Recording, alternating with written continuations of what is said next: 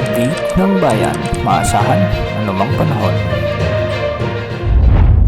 Magandang araw po sa ating lahat. Narito na ang pinakahuling update sa magiging lagay ng ating panahon sa araw na ito at sa mga susunod na araw. Sa kasalukuyan ay dalawang weather systems ang nakakaapekto ngayon sa ating bansa, ang shear line at ang amihan.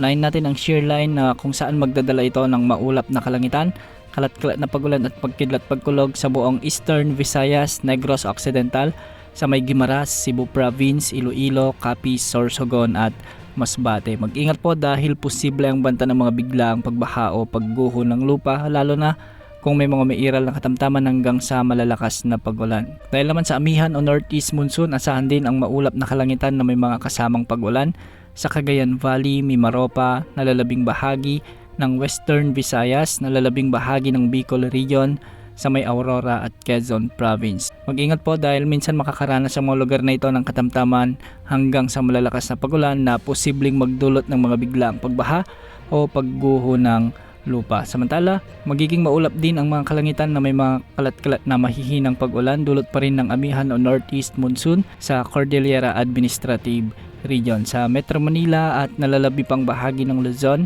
asahan din ang bahagyang maulap hanggang sa maulap na kalangitan na may mga tsansa ng mga isolated light rains o kalat-kalat na mahinang pag-ulan, dulot pa rin ng umiiral na amihan o northeast monsoon.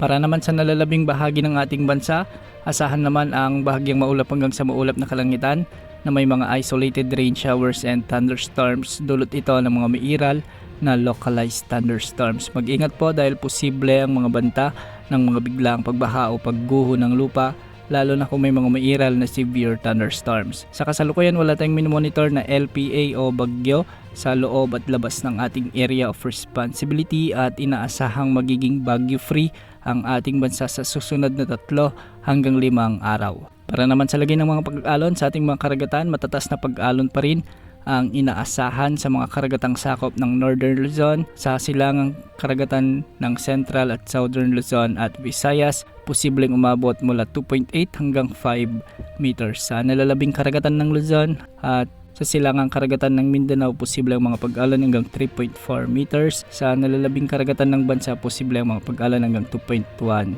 meters.